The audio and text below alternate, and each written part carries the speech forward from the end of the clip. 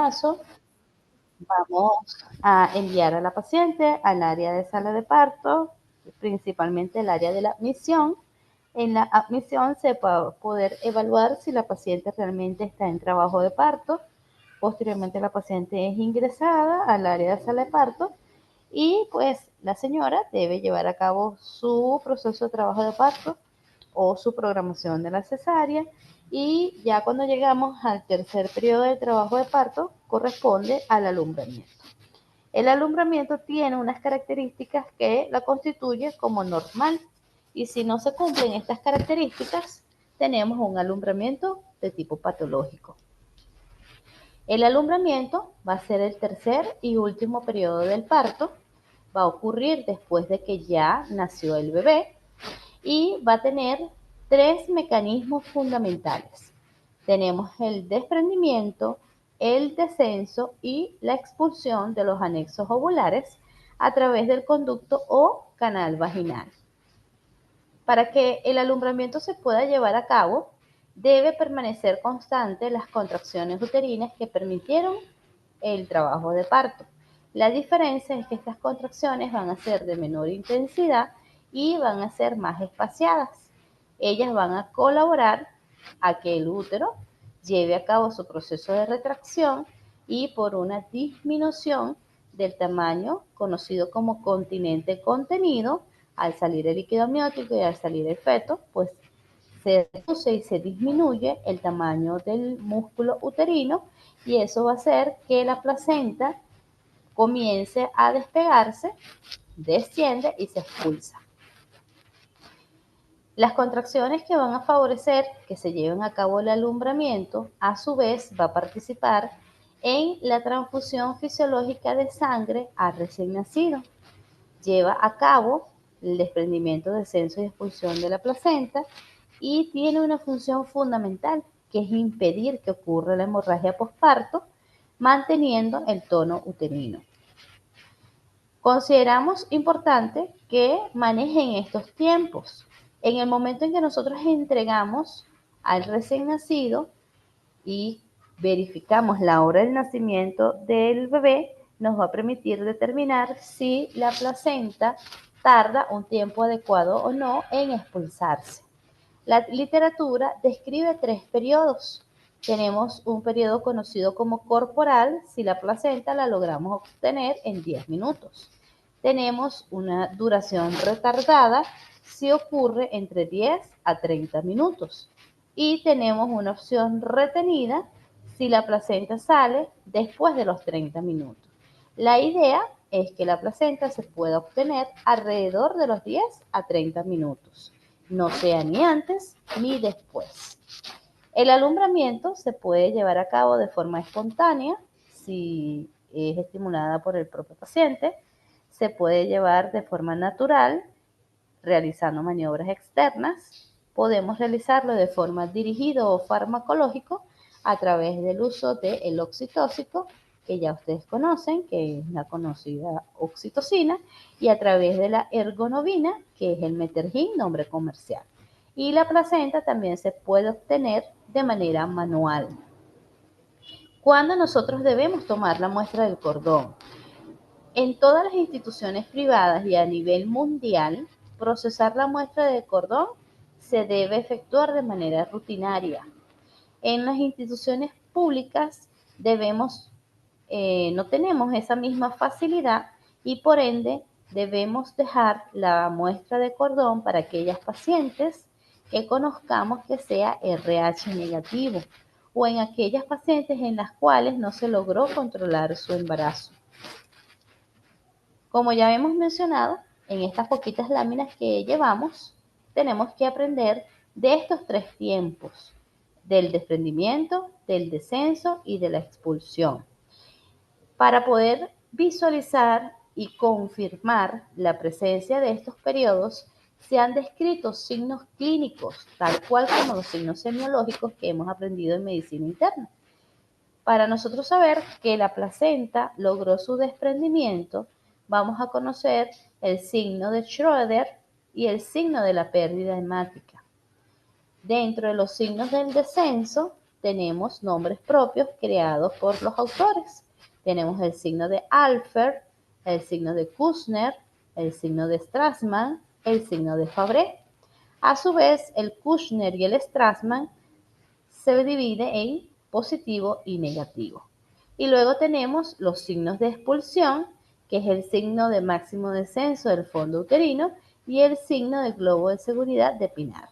Por supuesto, hoy nuestra misión es aprender cómo se realizan y cómo se reconocen cada uno de estos signos.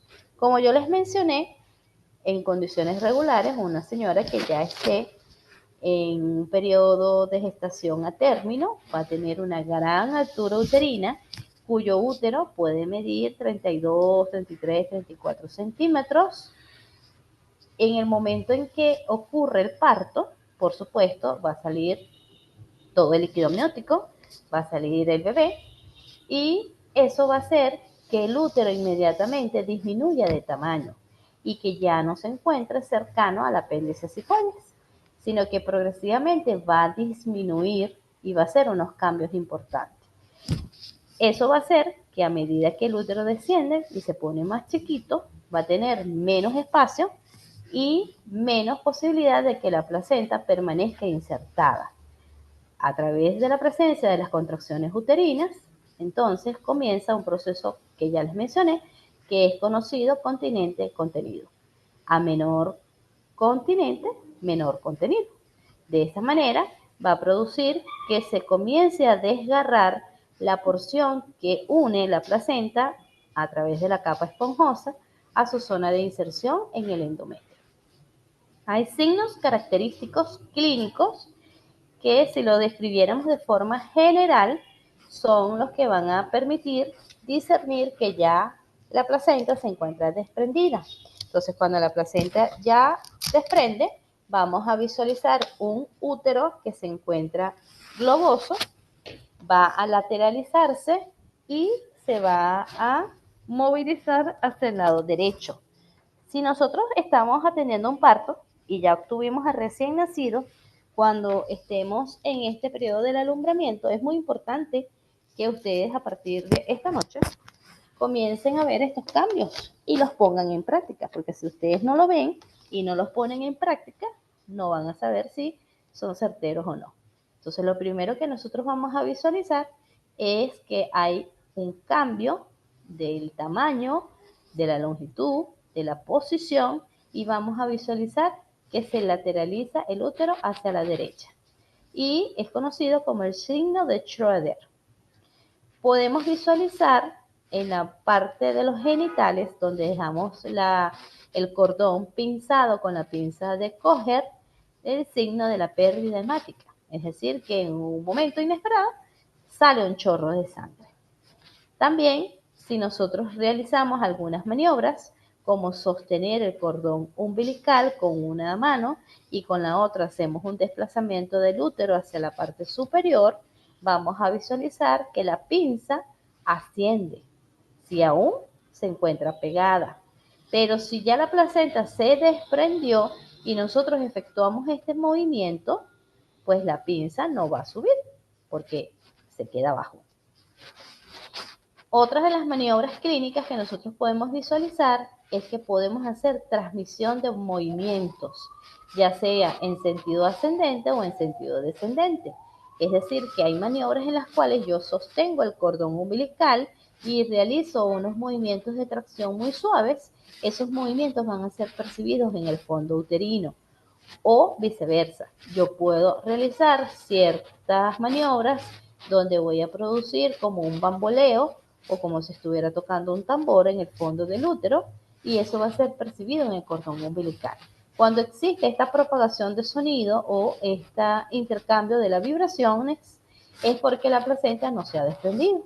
Entonces yo debo esperar el tiempo correspondiente. Nunca debo forzar a que la placenta salga. Si yo hago movimientos de forcejeo y intento sacar la placenta antes de tiempo, puedo producir lo más frecuente, que es la rotura del cordón. Y otra de las cosas más complicadas de la obstetricia es que se pueda producir la inversión uterina. Entonces, en estos momentos no hay apuro. tenemos que darle chance de los 30 minutos correspondientes. Y el desprendimiento de las membranas ovulares se debe realizar a través de un mecanismo que vamos a conocer hoy, que es el de rotación en el sentido de las agujas de reloj, para que se puedan colapsar todas estas membranas y formar como un bucle y salir la mayor cantidad posible, y de que ésta no quede retenida en el interior del canal vaginal. Entonces, pues fíjense la figurita. Vamos a observar que en la figura número 1, la placenta se encuentra lateralizada hacia la derecha. Allí vemos como la placenta todavía se encuentra insertada, sus límites se respetan a la zona endometrial que corresponde y no invade ni sobrepasa la capa muscular.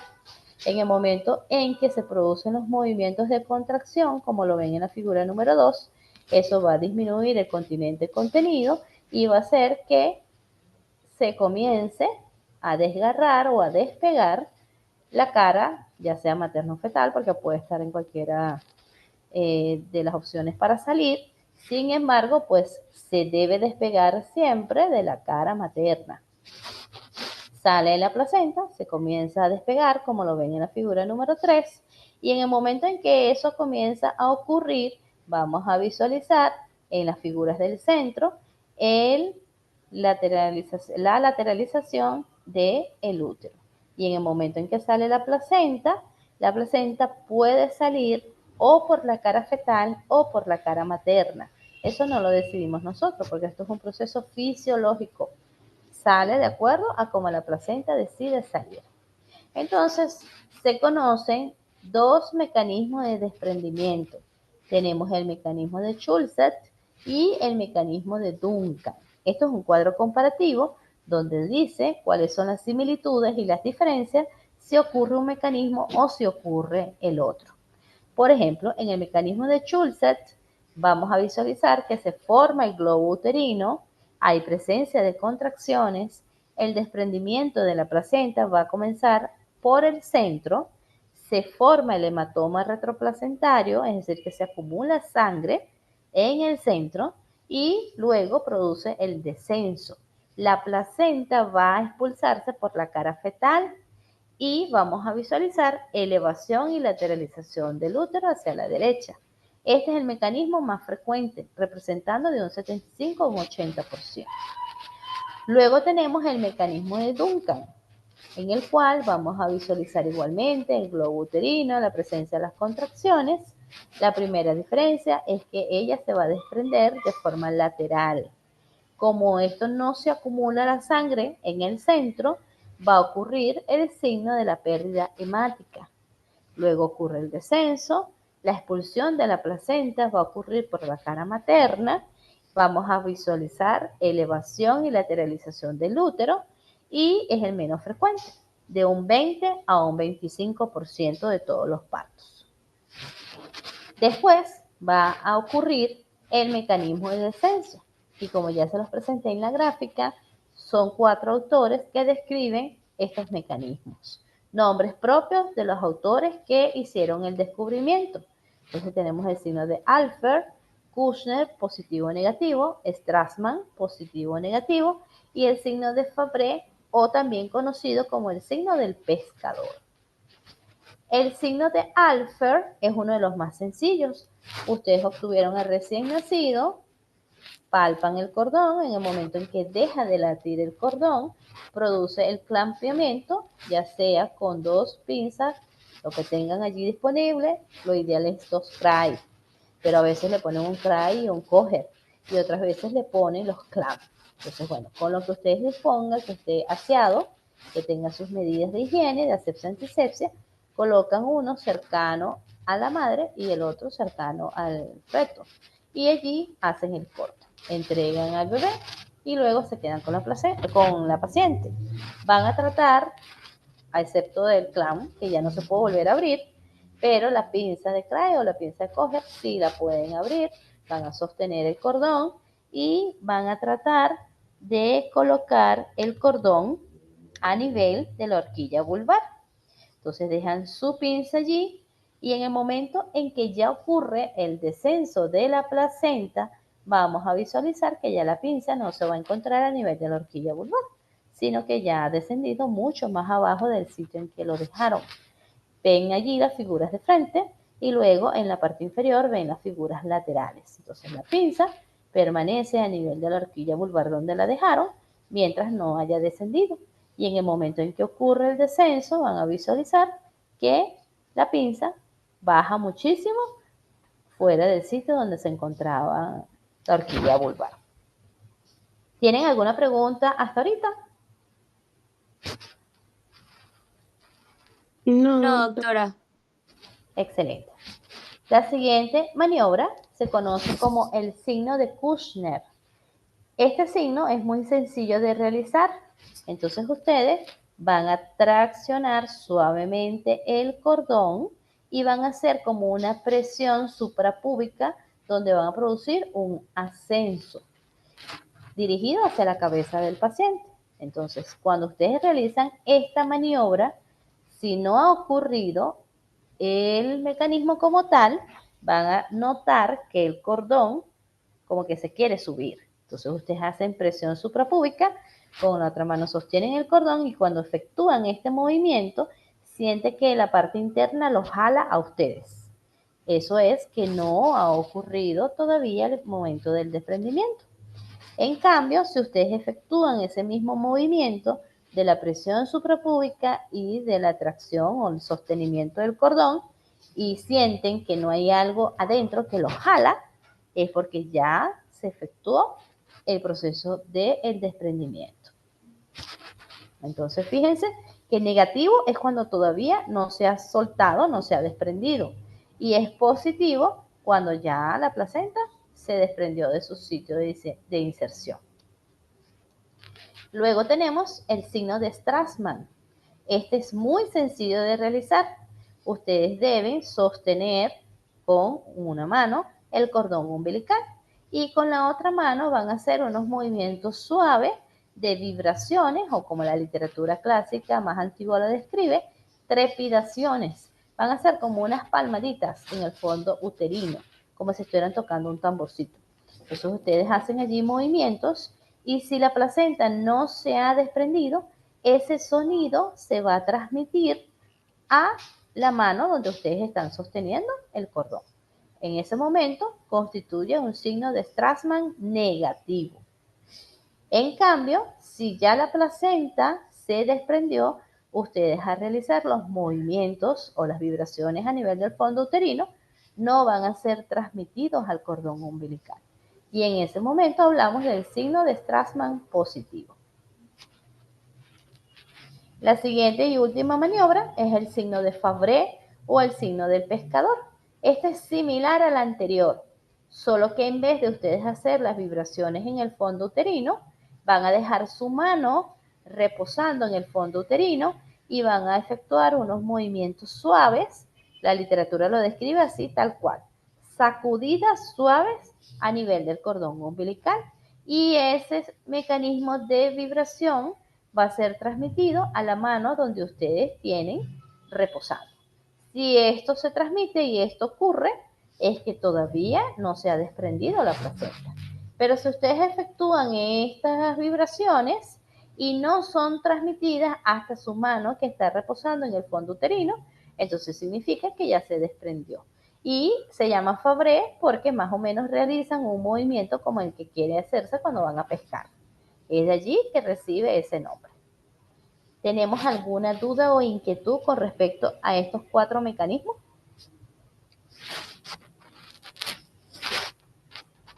Bueno, por ahora ninguna, doctora. Buenísimo. Ajá, ¿sí? Estas maniobras también se pueden utilizar para evitar que el útero se prolapse. Cuando tú dices que el útero se prolapse, es O que sea, para evitar una tiene... versión del útero. Ajá, ok. Es importante que diferenciemos prolaxo de inversión uterina, ¿ok? El prolaxo ocurre en las pacientes ginecológicas, después que ya tuvo su parto, después que tuvo su cesárea, sus embarazos, y con el tiempo ustedes ven el descenso de los órganos pélvicos. que puede ser el descenso de la vejiga, el descenso del útero o el descenso del recto. Eso se llama prolaxo, porque está fuera de su sitio, porque los ligamentos de suspensión perdieron la fuerza y eso se sale, ¿ok? Eso se llama prolaxo. Pero cuando el útero se voltea y se sale, se llama inversión uterina. Es decir, que la inversión uterina es una complicación obstétrica que muchas veces es provocada por el obstetra o el operador que está efectuando la atención del parto o la cesárea.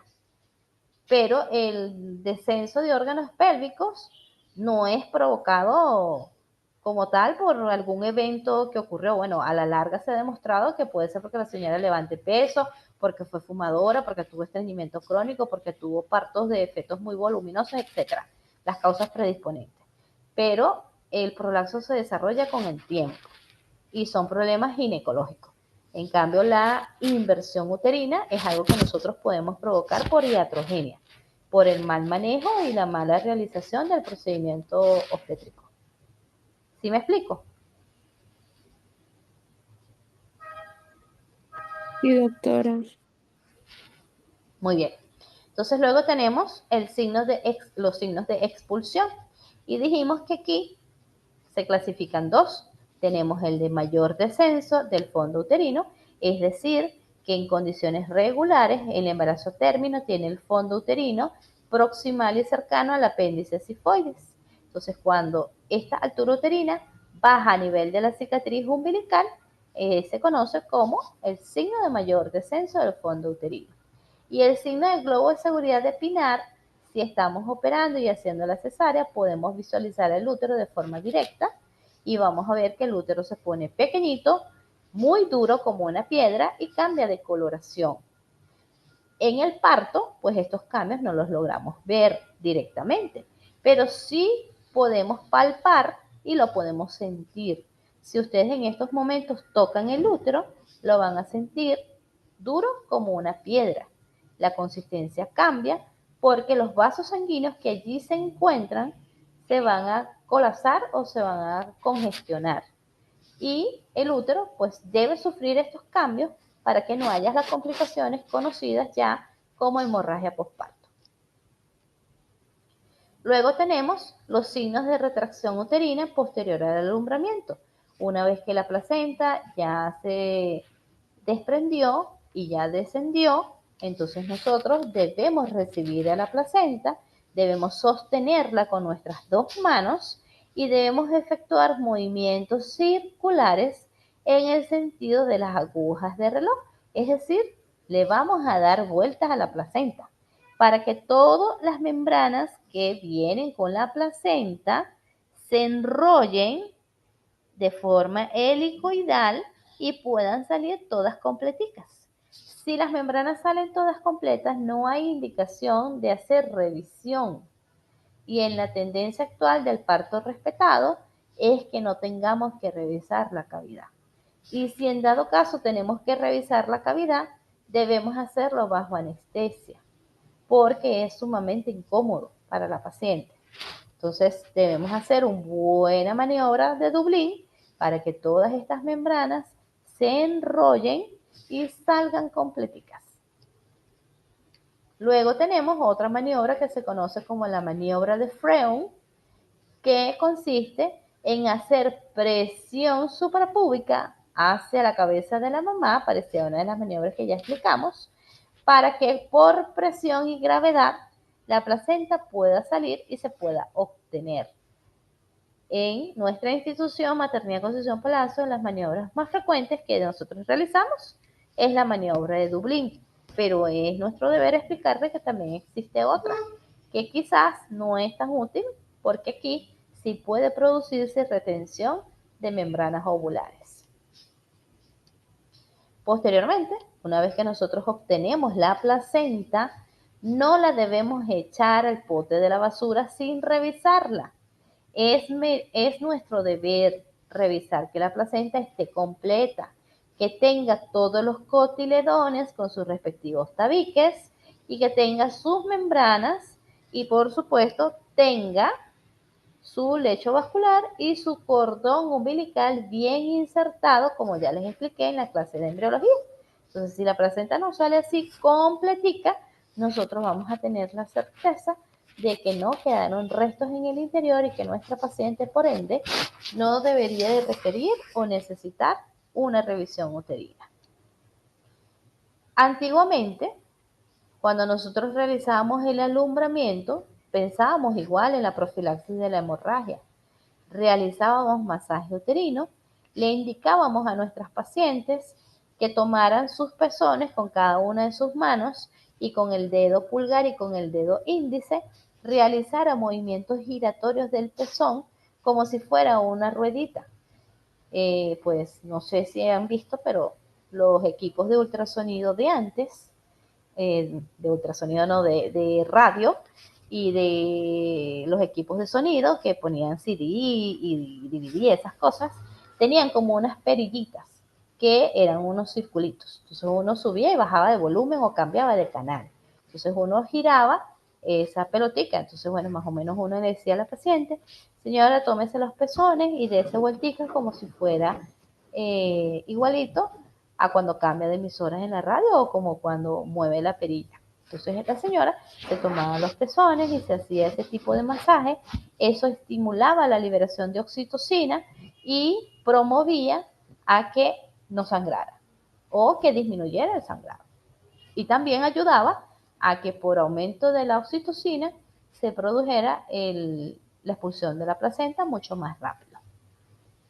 Igualmente se indicaba el uso de oxitocina, prostaglandinas o metilergonovina. Se hacía revisión uterina y revisión del canal del parto. Debemos verificar que la pérdida hemática no sea superior a 500 cc o 500 ml. Y por supuesto debemos suturar y verificar la hemostasia si es necesario porque hicimos una episiotomía o porque la paciente tiene algún tipo de desgarro. En estos momentos, desde que estamos hablando de parto respetado, estamos manejando una mnemotecnia conocida como MATE. El MATE es la abreviatura del manejo activo de la tercera etapa del parto. La función de estas siglas es reducir la duración de la tercera etapa del trabajo de parto, reducir la incidencia de las hemorragias postparto, reducir la cantidad de sangre perdida, reducir la necesidad de transfusión de hemoderivados.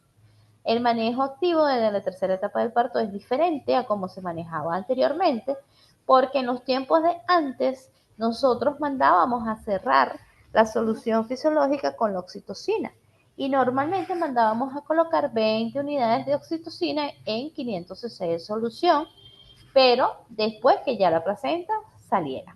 Antes cerrábamos la oxitocina.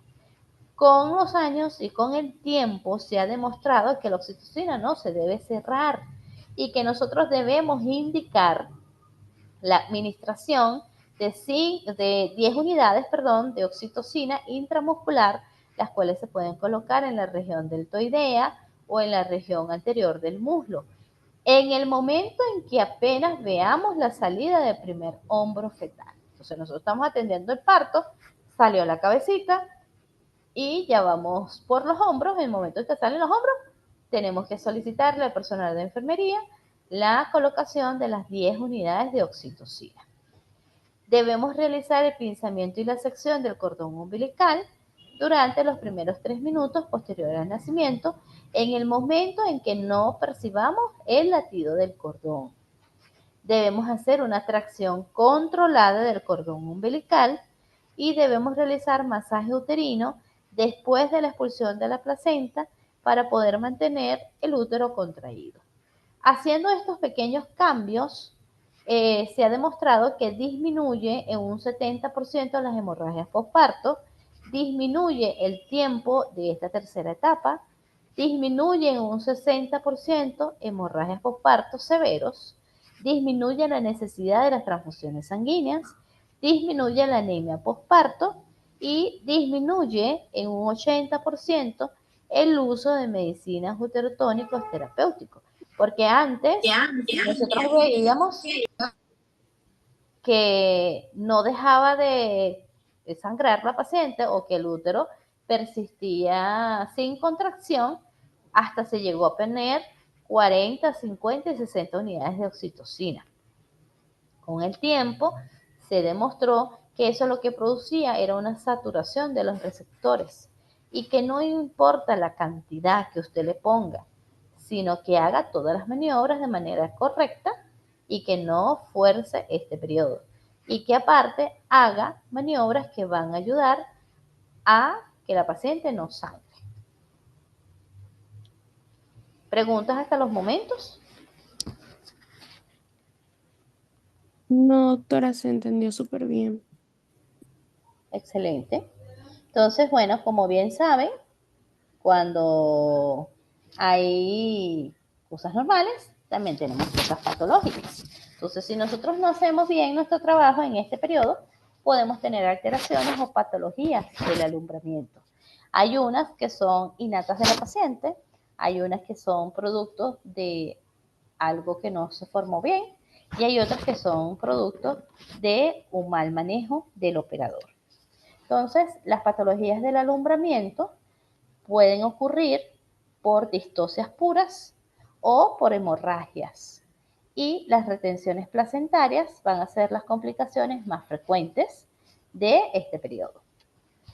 5 causas que pueden desencadenar un alumbramiento patológico. En primer lugar, insuficiencia contráctil, que en la literatura más vieja la conoce como inercia uterina, contracciones espasmódicas, que es la presencia de muchas contracciones sin fuerza.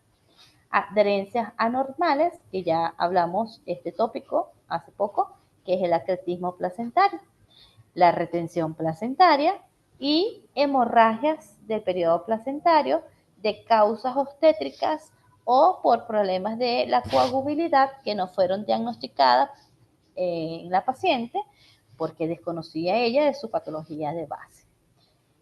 Entonces vamos a comenzar con la primera. Dijimos que es la insuficiencia contráctil. Entonces la insuficiencia contráctil puede tener etiologías primitivas o secundarias. Dentro de las primitivas pueden estar dadas por alteraciones estructurales de las fibras musculares del útero, que es el miometrio, como por ejemplo la obesidad y la multiparidad. La presencia de tumoraciones benignas como los fibromas, miomas o leiomiomatosis. La presencia de malformaciones uterinas como el útero hipoplásico. Y la administración de drogas como los anestésicos que no permiten que el útero se mantenga contraído, sino que se relaje. Dentro de las causas o las etiologías secundarias, tenemos que se puede producir por agotamiento uterino, porque nuestra paciente estuvo en un largo periodo de trabajo de parto.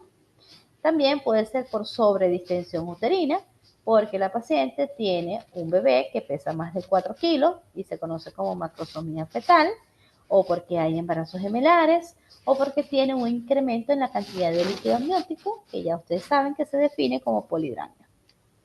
Esto va a suceder porque después que ocurre el nacimiento, la retracción y la contracción uterina no son eficientes. Van a producir el desprendimiento de la placenta, se va a producir una oclusión de los vasos del lecho placentario y se va a promover que haya una hemostasia espontánea. Esto puede ocurrir en el 50% de todas las hemorragias graves del posparto. Su diagnóstico suele ser fácil porque el útero no se contrae y no va a tener esa sensación de piedra que yo les describí. También vamos a visualizar que no hay un descenso del fondo uterino y vamos a visualizar que persiste el incremento del tamaño a nivel de la síntesis de la apéndice cifoides porque la sangre se acumula y produce que las fibras musculares no se contraigan de manera adecuada. ¿Qué se sugiere que debemos hacer? Debemos hacer masaje uterino, administración de dosis correcta de oxitocina. En este caso, no solamente vamos a solicitar las 10 unidades intramuscular, sino que también vamos a solicitar las 20 unidades en la solución fisiológica. Si no logramos corregir esto aún, pues debemos acatar o decretar o pedir ayuda y activar el código rojo y buscar todos los demás medicamentos que están en la caja de prevención de la hemorragia postparto. En la prehistoria, les digo así para que sepan que fue muchos años atrás, existía un procedimiento conocido como la maniobra o la expresión de Credé. Actualmente esto está en desuso, porque esta maniobra puede llegar a producir las inversiones uterinas y no todo el mundo la sabe realizar. Se debe realizar en un momento adecuado para no ocurrir complicaciones. Entonces, la insuficiencia contráctil puede producir inversiones uterinas, desgarros, retención parcial de la placenta, shock hipovolémico en nuestra paciente. Y también hay una maniobra que se usaba en la prehistoria que se conoce como Gone-Gava-Stow, el cual consistía en administrar 250 a 500 cc de solución por la vena umbilical para estimular que aparezca la contracción adecuada y poder obtener la placenta. Pero todas estas técnicas se ha demostrado que no colaboran, sino que perjudican. Aquí tienen una imagen de cómo era la maniobra de Credé, el cual trataba de agarrar con toda nuestra mano y apretar el útero y exprimir el útero. Entonces estas maniobras actualmente proscritas. Si los procedimientos no logran efectuar una contracción adecuada y el mecanismo de la obtención de la placenta, nosotros debemos solicitar anestesia general y realizar un alumbramiento artificial manual. Bajo las técnicas de asepsia-antisepsia, la colocación de la anestesia general, debemos introducir nuestra mano, despegar la placenta y traernos la placenta. Y por supuesto, como la placenta está anestesiada, pues no hay ningún problema. Y posteriormente, pues nosotros debemos realizar la revisión manual y la revisión instrumental. Y luego, pues finalizamos con la visualización de si hay desgarros en las paredes vaginales o en los parouretrales, repararlos, verificar la hemostasia y posteriormente, pues, vigilar a nuestra paciente en las primeras 4 horas. Debemos indicar antibiótico-terapia profiláctica. Las complicaciones que se pueden producir: shock, sepsis puerperal, desgarros y rotura del segmento uterino, tenga o no cicatrices previas. Entonces aquí ven una imagen de cómo nosotros realizamos el alumbramiento manual. Por supuesto, todo bajo técnicas de asepsia-antisepsia, la colocación de la anestesia general endovenosa, introducimos nuestra mano y comenzamos a producir el despegamiento de la placenta.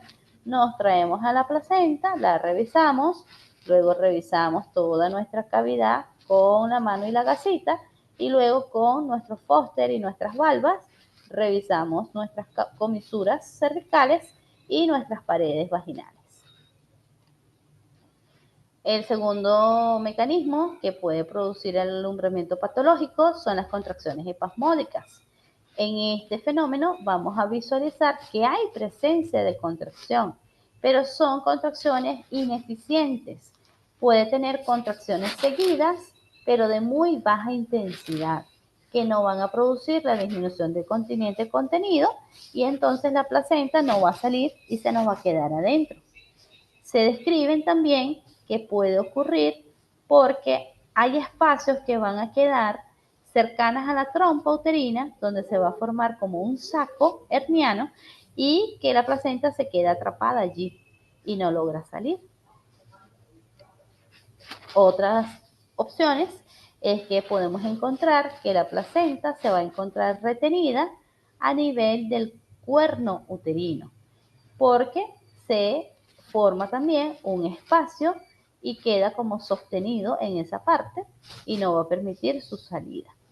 Entonces, todos estos procesos van a producir retención de la placenta, que tengamos un desprendimiento parcial y que haya presencia de hemorragia.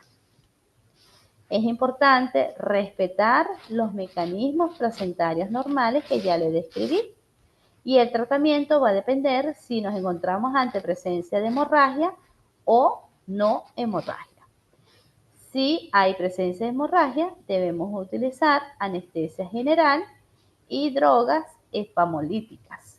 Y si nos encontramos ante la presencia de hemorragia, pues tenemos que actuar mucho más rápido y hacer rápidamente nuestro alumbramiento manual.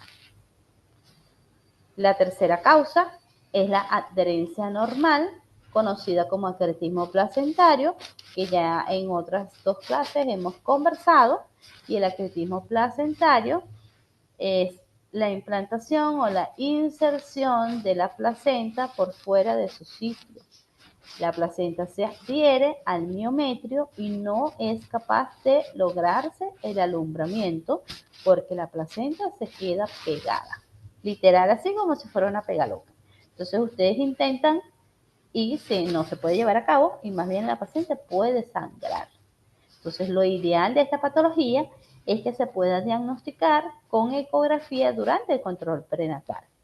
Entonces, cuando esto ocurre, es difícil, o mejor dicho, imposible, la separación de la placenta de la pared uterina. ¿Recuerdan esta imagen que ya se las he puesto? Entonces, el acretismo placentario puede ser placenta acreta, placenta increta o la percreta. Dijimos que el límite es el grado de invasión de las fibras musculares del miometrio. Entonces, en la placenta acreta no respeta el límite del miometrio y puede ocupar aproximadamente un 30% del miometrio. En la placenta increta vamos a observar que invade casi todo el espesor del miometrio. Y en la placenta percreta vamos a visualizar que invade todo el espesor del miometrio y puede ponerse en contacto con órganos vecinos. En algunas literaturas describen el acretismo placentario como total, parcial o focal. Total cuando está involucrada toda la placenta. Parcial cuando afecta a uno o más cotiledones.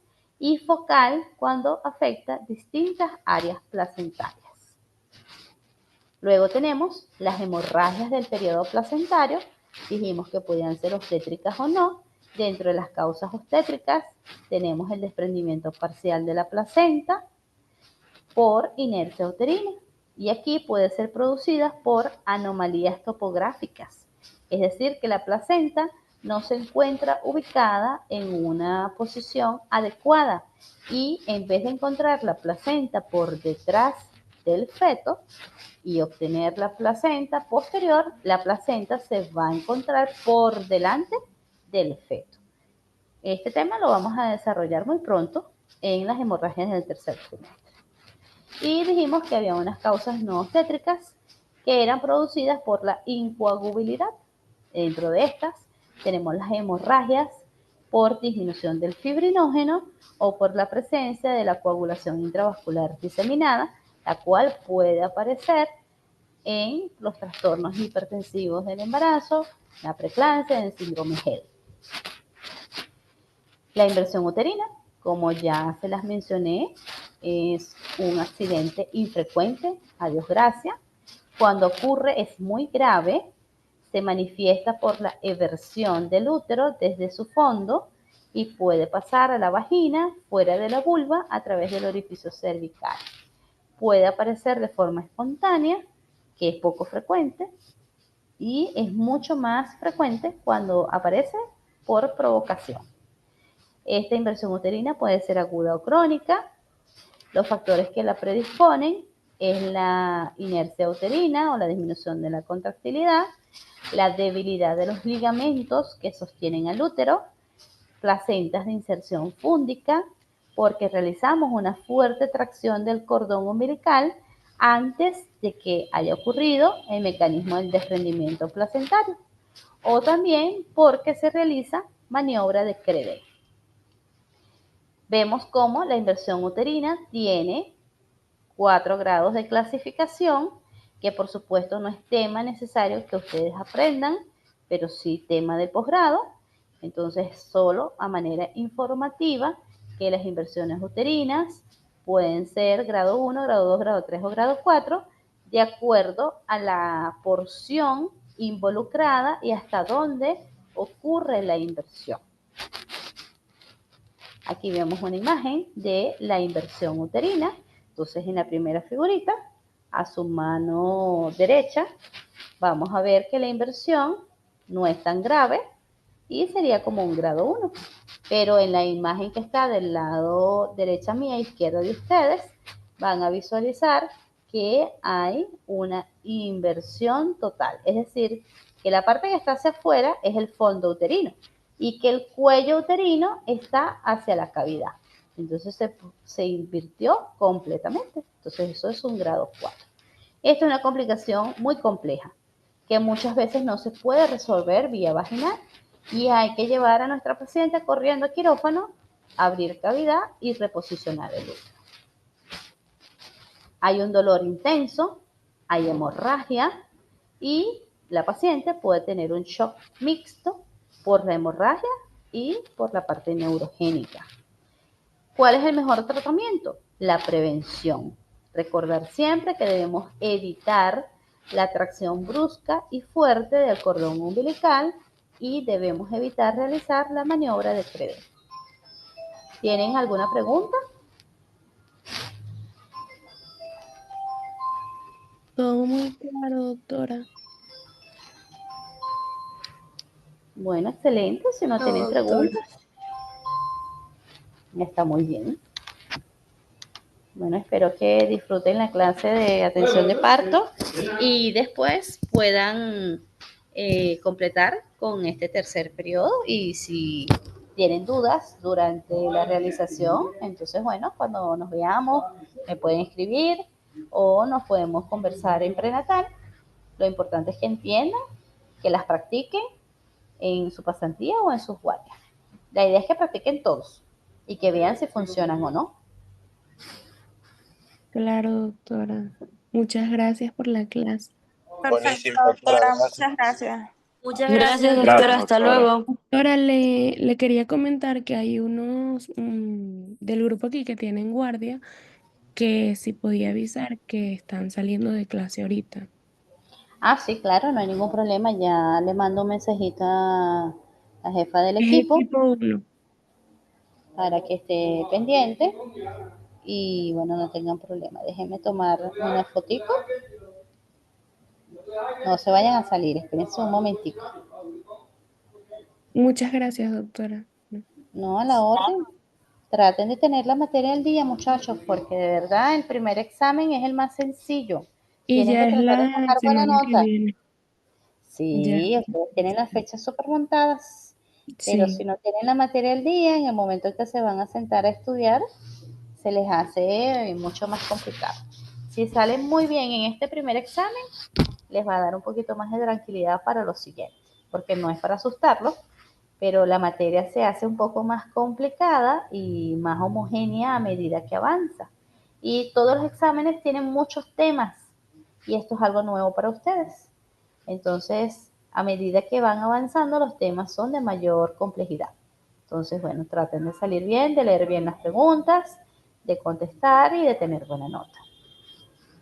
Muchas gracias, doctora. Sí. Bueno, feliz tarde para todos. Ya le escribo a la doctora de la guardia y que salgan muy bien de las clases del primer examen. Ya di mis 3 clases. Posteriormente estaremos en contacto para los siguientes temas. Feliz tarde, doctora. Gracias, Gracias. doctora. Chao, feliz tarde.